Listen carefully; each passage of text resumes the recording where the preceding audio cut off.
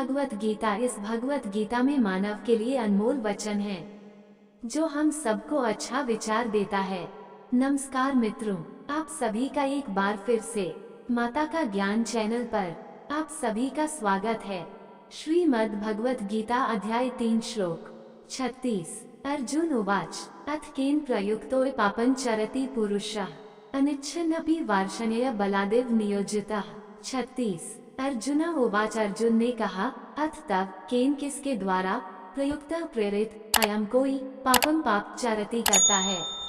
पुरुष व्यक्ति अनिच्छन बिना इच्छा के अपि यद्यपि वार्ष्णेय वृष्णि वंश से संबंध रखने वाले श्री कृष्ण बलात् बलपूर्वक एवं मानो नियोजिता संलग्न होना।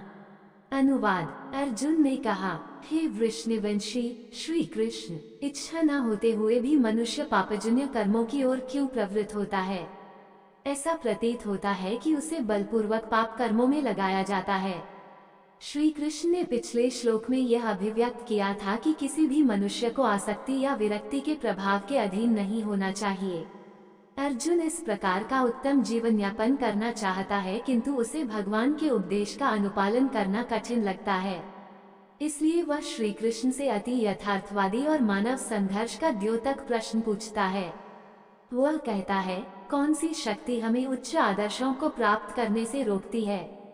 मनुष्य राग और द्वेष के वशीभूत कैसे हो जाता है। हमारी अंतरात्मा पाप करते हुए पश्चाताप का बोध कराती है।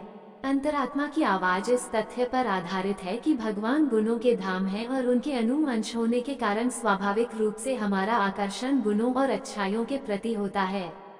अच्छाई जो आत्मा की प्रकृति है तथा जो अंतरात्मा की आवाज को उन्नत करती है। इसलिए हम ये कहकर नहीं बच सकते कि चोरी, ठगी, निंदा, लूट खसोट, हत्या, अत्याचार और भ्रष्टाचार जैसे कार्य पापजन्य कृत्य नहीं है। हमारी अंतर्दृष्टि यह बोध कराती है कि ये सब कार्य पापजन्य है, फिर भी हम ऐसे कार्य करते हैं जैसे कि कोई शक्ति हमें बलपूर्वक ऐसा करने के लिए विवश करती है। अर्जुन इसी प्रबल शक्ति के संबंध में जानना चाहता है। श्रीमद् भगवत गीता अध्याय 3 श्लोक 37। श्री भगवान उवाच कामश क्रोधश रजोगुण स्मुद्भवः महाशनो महापाप्मा विद्धयेन्भि वैरिणम्। 37। श्री भगवान उवाच, श्री भगवान ने कहा, काम काम वासना, असह्ये क्रोध क्रोध असह्ये, रजो गुण रजस गुण समुद्भव उत्पन्न, महाअश्ना सर्वभक्षी महापाप्मा महान पापी विद्धि समझो इनम इसे एव भौतिक संसार में वैरिणम सर्वभक्षी शत्रु। अनुवाद। परमात्मा श्री कृष्ण कहते हैं, अकेली काम वासना जो रजोगुण के संपर्क में आने से उत्पन्न होती है और बाद में क्रोध का रूप धारण कर लेती है, इसे पाप के रूप में संसार का सर्वभक्षी शत्रु समझो। वेदों में प्रयुक्त काम शब्द या वासना केवल यौन इच्छाएं नहीं है, बल्कि इसमें आत्मा की शारीरिक अवधारणा पर आधारित सभी प्रकार के भौतिक सुख भी सम्मिलित हैं।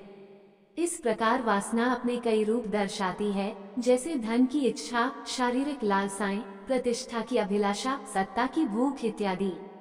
वासना केवल भगवान के प्रति प्रेम का विकृत प्रतिबिंब है, जो कि प्रत्येक जीवित प्राणी का अंतर्निहित स्वभाव है। जब आत्मा शरीर के रूप में माया शक्ति के साथ सहयोग करती है, तब तमोगुण के संयोजन से इसका भगवान के प्रति दिव्य प्रेम वासना में परिवर्तित हो जाता है। चूंकि दिव्य प्रेम भगवान की सर्वोच्च शक्ति है, किंतु भौतिक क्षेत्र में इसका विकृत स्वरूप जो कि काम वासना है, वह भी सांसारिक क्रियाओं की अति प्रबल शक्ति है। श्री कृष्ण ने सांसारिक सुखों के भोग की लालसा को पाप के रूप में चिन्हित किया है, क्योंकि प्राण घातक प्रलोभन हमारे भीतर छिपा रहता है। रजोगुण आत्मा को भ्रमित कर उसे यह विश्वास दिलाता है कि सांसारिक विषय भोगों से ही तृप्ति प्राप्त होगी। इसलिए किसी भी मनुष्य में इन्हें प्राप्त करने की कामना उत्पन्न होती है। जब कामना की पूर्ति होती है, तब इससे लोभ उत्पन्न होता है और इसकी संतुष्टि न होने पर क्रोध उत्पन्न होता है। कामना, लोभ और क्रोध इन तीनों विकारों से ग्रस्त होकर मनुष्य पाप करता है। लोभ कुछ नहीं है, किंतु ये कामनाओं को प्रबल करता है, जबकि क्रोध कुंठित इच्छा है। इस प्रकार श्री कृष्ण ने वासना या कामना को सभी बुराइयों की जड़ के रूप में चिन्हित किया है। श्रीमद् भगवत गीता अध्याय 3 श्लोक 38। धूमे नाव्यते वह निर्यथादर्शो मलेन च यथोल बेनावृतो गर्भस्तथा तेनेदम आवृतम। 38। धुएं से अव्यते आच्छादित हो जाती है।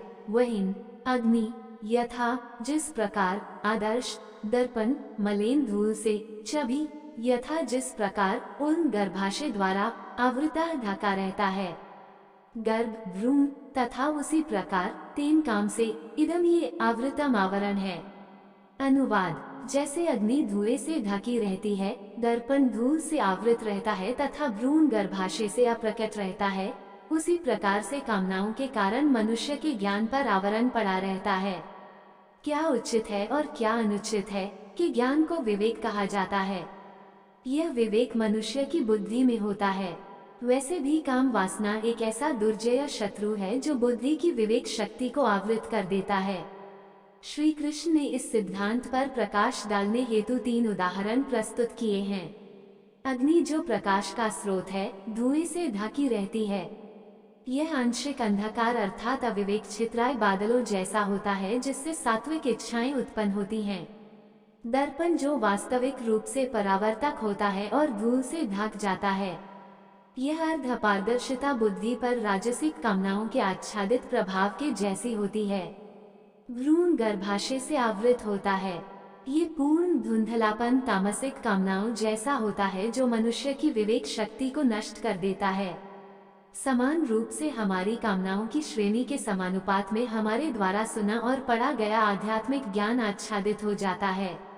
इस विषय पर एक सुंदर विलक्षण कथा इस प्रकार है। एक व्यक्ति जंगल के किनारे प्रतिदिन भ्रमण करता था। एक बार सायंकाल उसने जंगल के भीतर भ्रमण करने का निर्णय लिया। जंगल में कुछ ही मील चलने पर सूर्यास्त होने लगा। जैसे ही वह जंगल से बाहर जाने के लिए वापस मुड़ा तब वह ये देखकर भयभीत हुआ कि दूसरी ओर कई जंगली जानवर खड़े थे। वे खूंखार जंगली जानवर उसका पीछा करने लगे और उनसे बचने के लिए वो जंगल में और भीतर की ओर दौड़ने लगा। तब उसने अपने सम्मुख एक डायन को खड़ा पाया जो दोनों हाथों को पसारे उसे गले लगाना चाहती थी। उससे बचने के लिए वह दिशा बदलकर भागने लगा और फिर वो पेंडुलम की भांति डायन और जंगली जानवरों के बीच भागता रहा। इसके बाद अंधेरा हो गया। अधिक दिखाई न देने के कारण वह एक गड्ढे की ओर भागा जो पेड़ से लटकी अंगूर की लताओं से ढका हुआ था, जिसमें वह सिर के बल गिरा, लेकिन उसके पैर अंगूर की लताओं के बीच फंस गए। परिणाम स्वरूप वह गड्ढे के ऊपर उल्टा झूलने लगा। कुछ समय पश्चात उसकी चेतना लौटी और उसने देखा कि एक सर्प गड्ढे के नीचे बैठा है जो उसके नीचे गिरने पर उसे डसने की प्रतीक्षा कर रहा था। कुछ ही क्षणों में वहां एक सफेद और एक काले रंग का चूहा दिखा। दोनों चूहे उन टहनियों को काटने लगे जिन पर अंगूर की बेलें लटकी हुई थीं। उसकी कठिनाई को बढ़ाते हुए कुछ ततैये वहां आकर उसके मुख पर बैठकर उसे काटने लगे। अब इस अस्थिर और विकट परिस्थिति में वह व्यक्ति हंसने लगा। तब कई दार्शनिक वहां ये ज्ञात करने आए कि अति प्रतिकूल परिस्थिति में वह व्यक्ति क्यों हंस रहा था।